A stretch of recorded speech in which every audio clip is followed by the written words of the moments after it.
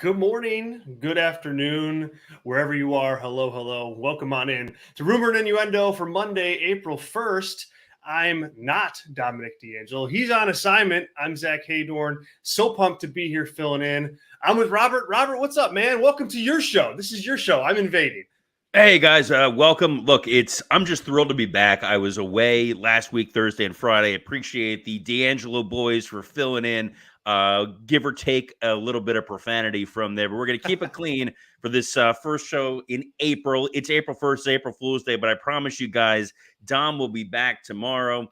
And let's say hello to a couple of the folks watching us in the chat. We got Joseph Wade Walters. Morning, gentlemen. Happy Mania week now that Smarch is officially over. Rick Smith pointing out 5 seconds without an F-bomb. That's right, Rick. We're getting the F out because, we are streaming on YouTube, and we don't want those folks to tag us. And, of course, Jim Broderick, happy Monday, all. Any Billy in the CW news today?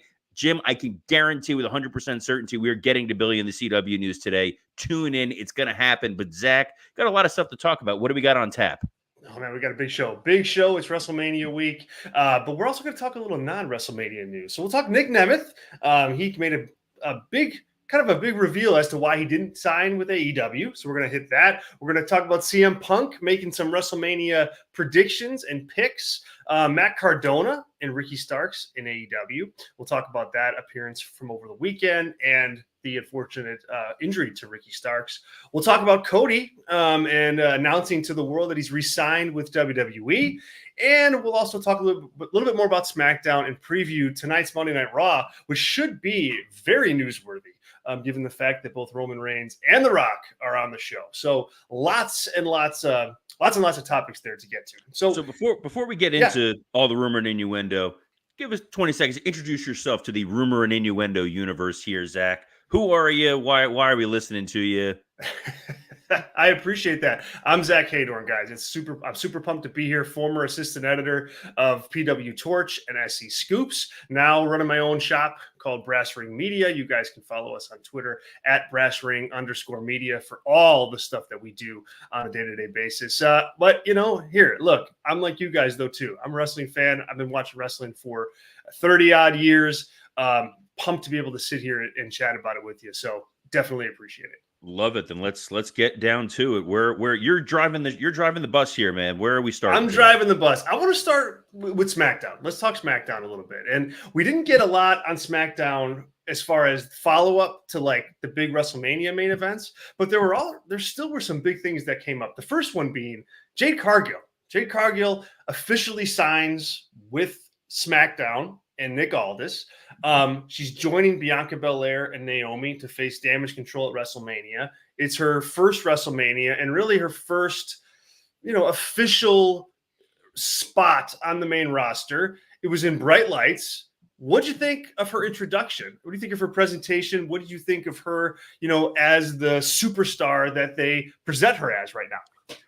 So when we talked about Jade's debut a week ago on the show, and we said how do we think the best way to use her? I said I thought they were going to find a way to insert her into this Damage Control situation. If you were hell bent on putting her on WrestleMania and having her have her first sort of official match outside of the Royal Rumble, it needed to be in a tag situation and it needed to be an immediate impact. It found a way to make the Bianca Belair Naomi team make a lot more sense. It's giving the girls with Damage Control something to do. But when Jade Cargill went out there, from the minute they put that silhouette and the spotlight on her, she looked like a main roster superstar. Her promo skills were never going to be her strong suit. They tried to minimize that as best they can, in the same way they're going to minimize her in-ring impact at Mania. They're not going to ask her to do a lot of heavy lifting. She was able to hit her finishing move on Kairi Sane.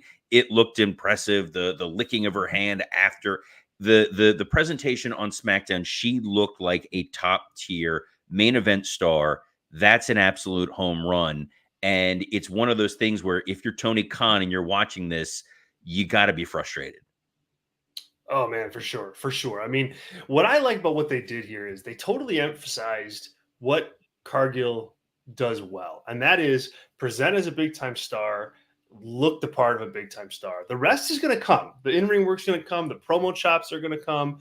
But for right now, you want to lean into what she does good. You want to emphasize like what's great about her. And that's, I think, exactly what they've dropped her into here at WrestleMania. As you mentioned, in that match, she's not going to be asked to do a lot, but she's going to be on the card. The entrance, I'm sure, is going to be there. She's going to continue to look like a star. And it's really, in a lot of ways, a perfect integration for her because she can do all of those things, but she doesn't have the responsibility that comes along with a top tier star like that, where, you know, you have to deliver like a 20-minute match. They're not asking her to do that right now. And so I think this is smart. I think it's smart to kind of put her on the slow burn track. Obviously, this time next year, you're going to want to see her in something more significant and in a bigger role. But for right now, first WrestleMania with so much going on around her with The Rock and Cody and Roman and, you know, and Drew and Punk around, like she doesn't have to be like the sole star carrying everything. And I think this is a good recognition of that and a smart way to use somebody that you're trying to protect at the same time. And she came across as the big deal coming out of this week's SmackDown. They've sort of already set the table for everything that we want to see going into WrestleMania.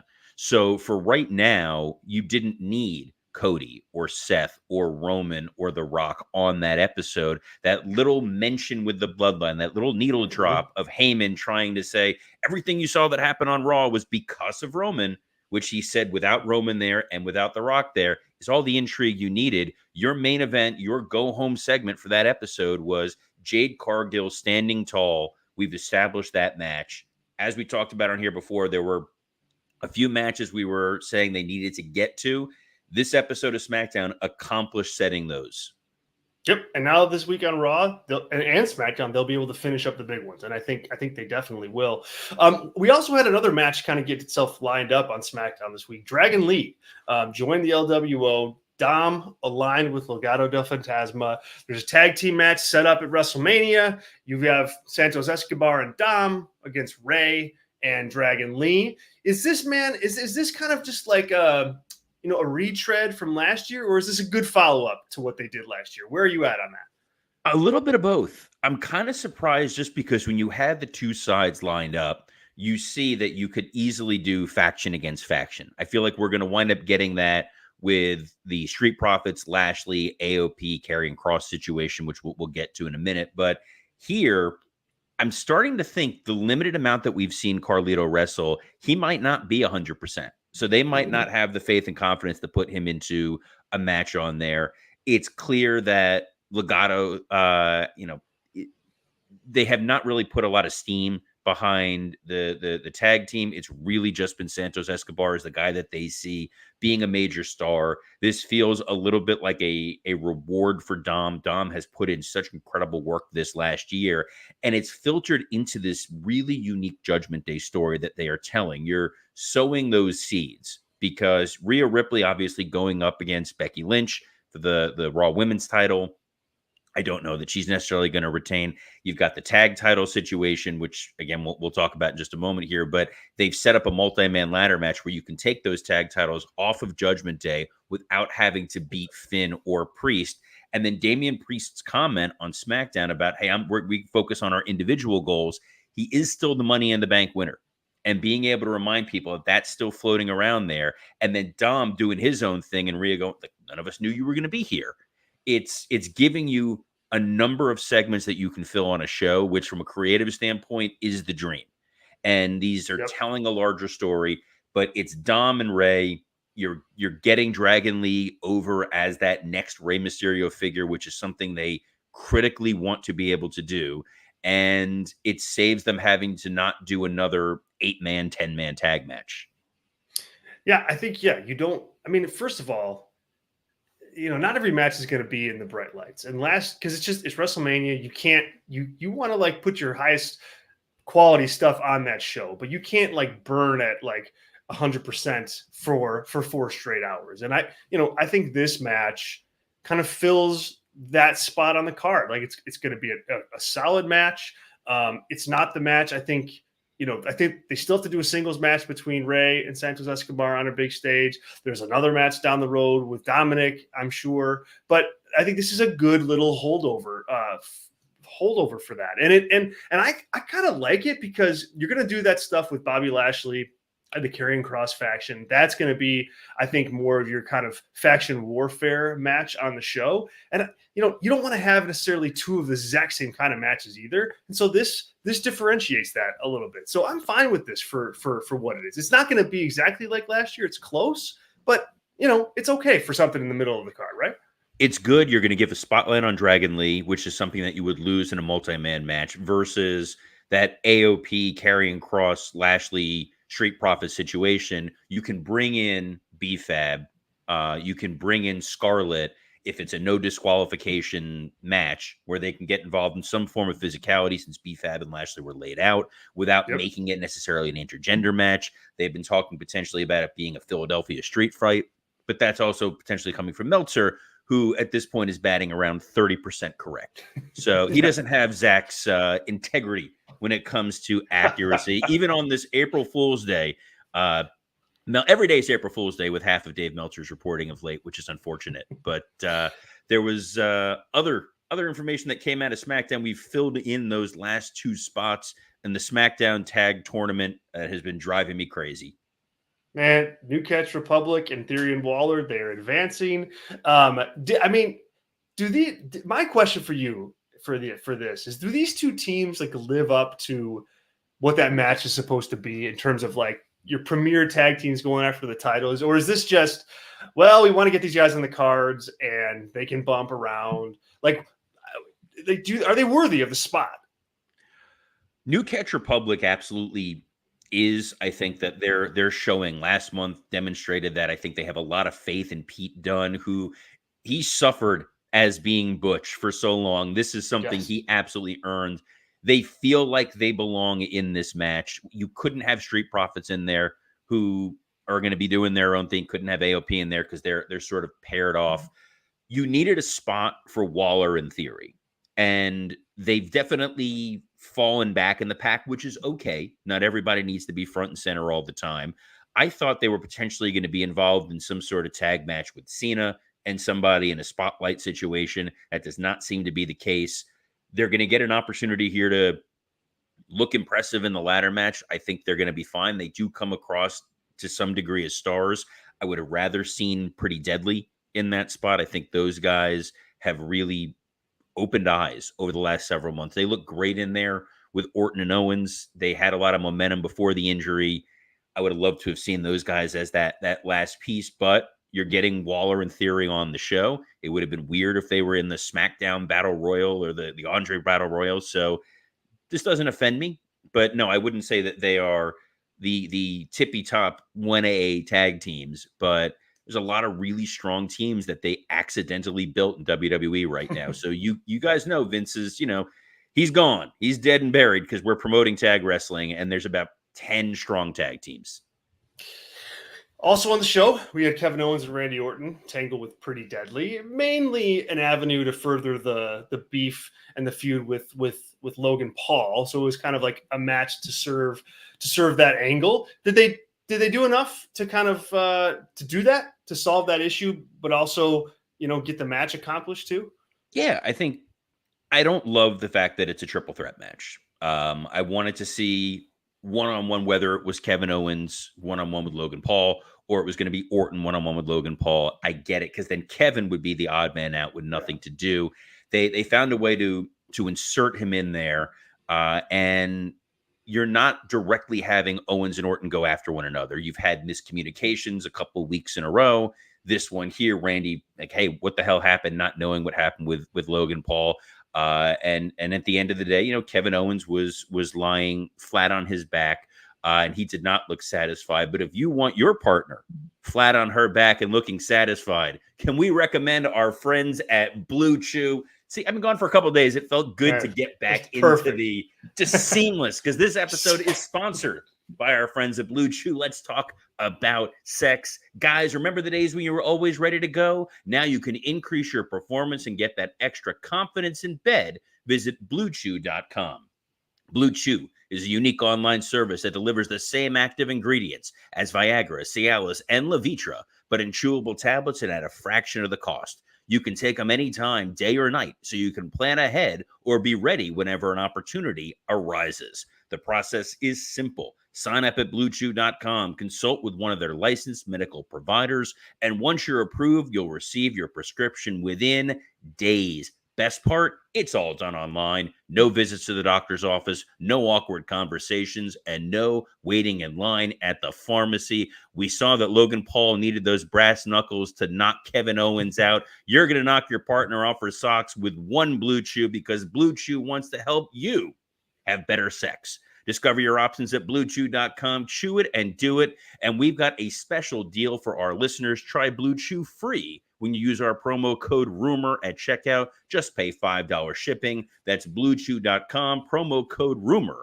to receive your first month free. Visit BlueChew.com for more details and important safety information. And we thank Blue Chew for sponsoring this episode of Rumor and Innuendo. Zach, I love that I first met you 20 minutes ago and we're already talking about Blue Chew. It's like we go way back. Hey man, you know what?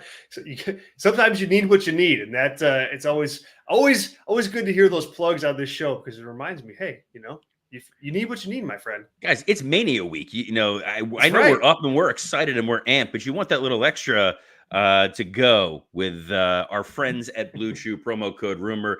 And speaking of WrestleMania week, today we start that with the go home edition of Raw.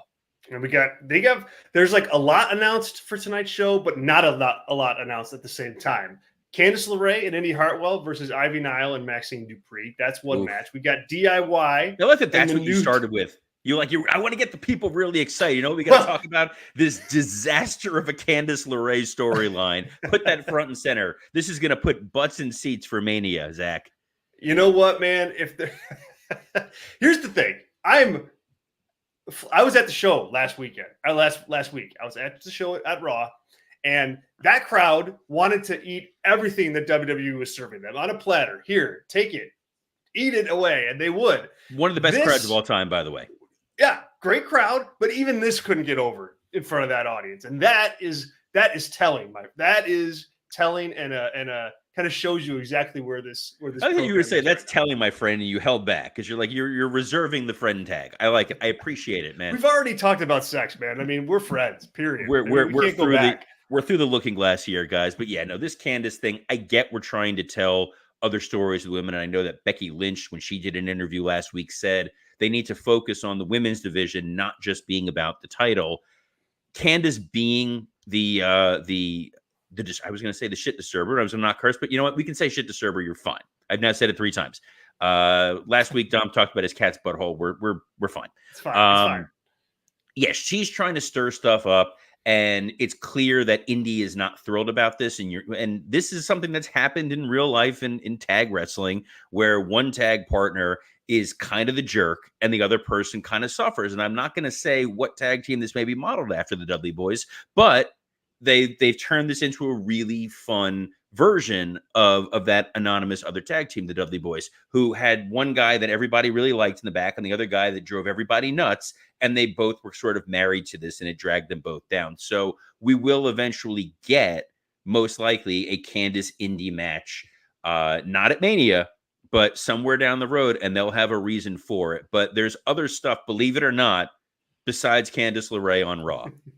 Yeah, so now that we're done talking about the main event, The Rock and Roman Reigns both confirmed for the show. And they've got a lot to follow up on here. The big angle with Cody closed last week. They gave it, obviously recap attention and promo attention on SmackDown, but that's it. They didn't focus on any type of follow-up. So clearly we're going to get that here. Man, where do you think they need to put their time most with Roman and Rock on the show? The tag? Or do we need to see something go-home-esque between Cody and Roman? This is the problem they've kind of put themselves into, is the Roman-Cody match is very much the afterthought. You can't really build to it directly because you don't know what the stipulation is.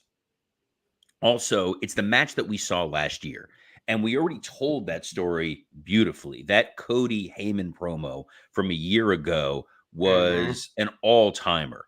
That was such masterful storytelling that when they didn't pay off the finish of WrestleMania with the finish of the story, you were kind of like, it did such a disservice to that. By the way, go back. Brian Koppelman did an interview with Paul Heyman where they broke down how they constructed that. It is well worth your time to go and check that out. Friend of the show, Brian Koppelman. But I'm hoping he's still watching. But he's tuned in before. He's a good dude. Created billions. Hell of a show. Anyway, the challenge that they have is that end of Raw last week. You had your moment. Rock standing there in the rain with Cody covered in blood, the weight belt for Mama Rhodes, a crimson stained. It was a movie. You were done. I don't want to see them in the same ring at the same time. I don't want to see them talk. I don't want to see physicality. You as the audience are sold. My concern, Zach, is that they may want to try to further sow those seeds of, is there dissent between The Rock and Roman Reigns? That was what I took away from that Heyman blip on SmackDown, with him trying to say this really cool thing that The Rock did. He did because Roman Reigns sent him to do it. You also don't want to do another cheesy pull apart where the locker room empties out and they're trying to separate these four guys to preserve the main event. I don't know what we're going to do, but it's Brooklyn. You're going to put Rock in front of that crowd, and I'm sure he's going to have a lot of fun tearing into them, but he has to toe this line of maintaining being a heel, because I don't know if you're aware of this, Zach. Philadelphia is a cesspool. It is a burning waste so close to the beautiful city of New York that these people are going to want to cheer The Rock and boo Cody. You got to keep everything, in line. You want these people to be in favor of Cody Rhodes. The worst thing that can happen is Rock either looking really cool in Brooklyn and the fans hating Cody, or Seth talking in any capacity, because nobody wants to hear that. Yeah, I think less is more here for sure. I agree with you on that. I don't think, like you said, you sold it. You sold that match last week. I mean, that was kind of like your cherry on top, and it was definitive, and it was really good, really well done, and really effective. So yeah, I think here the challenge is you got to get through this go home show by giving the audience and the fans something, because it's the go home show. So you don't want to totally leave it, but you don't want to overdo it. You don't need to do too much. And so I think here, to your point, you just want to make everybody look strong. I think you want Cody to kind of show some fight, show that he's not beaten down. You want Rock to be a heel and be hated. And then you want Roman, same thing. And I think you want him to puff his chest a little bit as the alpha of the bloodline going into the weekend as the champion. To me, if you can do that, mission accomplished, success, ride off to Philadelphia and go, take care of business there. But I don't, like you, I don't need to see like a 20-minute Rock and Roman promo, because I think Rock just, I think he has good intentions, but sometimes he does come off too cool. He does come off as just a big star that people want to see. And I think going into this match, you want to limit that a little bit. You want him to be hated. You put a lot of equity into that last week, and you don't want to ruin that just to have him out there. It's why the Chicago reveal for The Rock was so effective, because he deprived you guys of the entertaining Rock promo, and that's why you all booed. But there was that whisper, and I'm just really worried. We had Blue Meanie on, and he was like, in addition to doing this whole thing, was saying that he thought that for sure Rock and Cody have been aligned this whole time. I really hope that's not the case, because I think that significantly weakens Cody's victory on Sunday. But we got plenty of time to do WrestleMania predictions later. Later on in the week, we're gonna talk about that. But one thing that's not a prediction, it's a spoiler, is that Cody Rhodes is gonna be around for quite a while, Zach. He is. He told Justin Waller that he's going to be there past 40. He had said he'd be retiring by 40, but also confirmed here he's going to go. He went on a hot run a little bit later in his career. He told Justin, I can tell you 40's out of the question, just because, not to give you a scoop, it was widely reported, but I did sign a new contract with WWE and extends beyond my 40th birthday. He says the plan is still, when it's time to step out without it being a painful process. He says, solely because I saw my dad as an old man wrestler, and he loved it and he enjoyed it. But as his son, it was hard to see. He says, as my daughter's 2 going on 3, there does have to be a time, just like he was with us, where I have to be home all the time and be there with her. It's not 40 anymore. I'll update the number. I hit the prime run late in the game. I often forget that I'm nearing 40. So yeah, so Cody confirms here that he's going to be with WWE.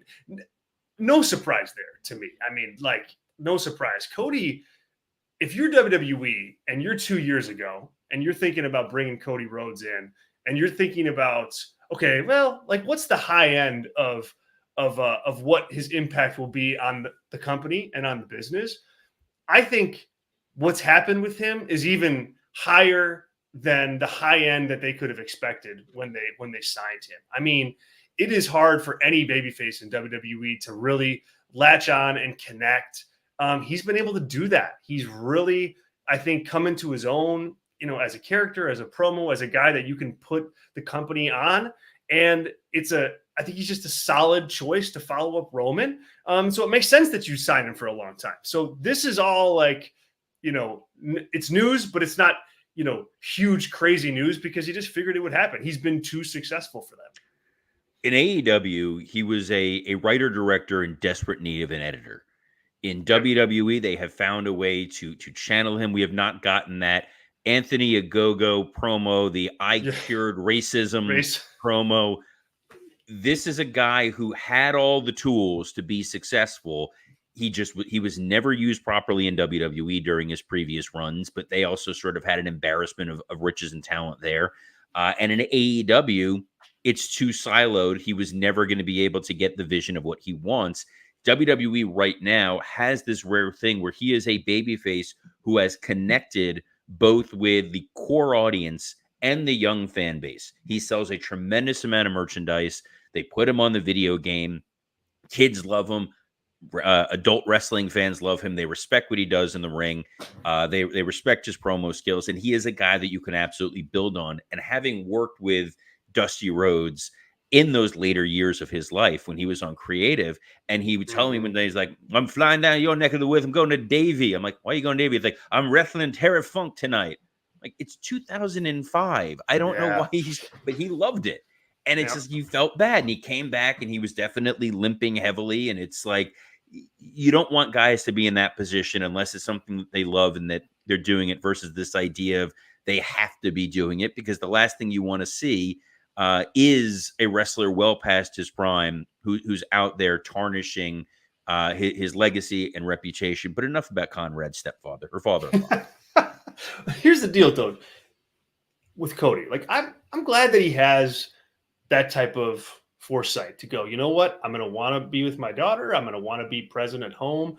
That doesn't mean he can't, have a Roman Reigns type of schedule, or that doesn't mean he can't have, something where he pops in, every now and then for big matches. I mean, I don't think he's maybe necessarily positioned himself as that yet, but he's on his way. And so just because, he talks about not being around, in a few years, I still think that means you get a decent dose of Cody, even if he is going to pay attention to the family life. And I think it's healthy. I think that is a healthy perspective for a pro wrestler to have.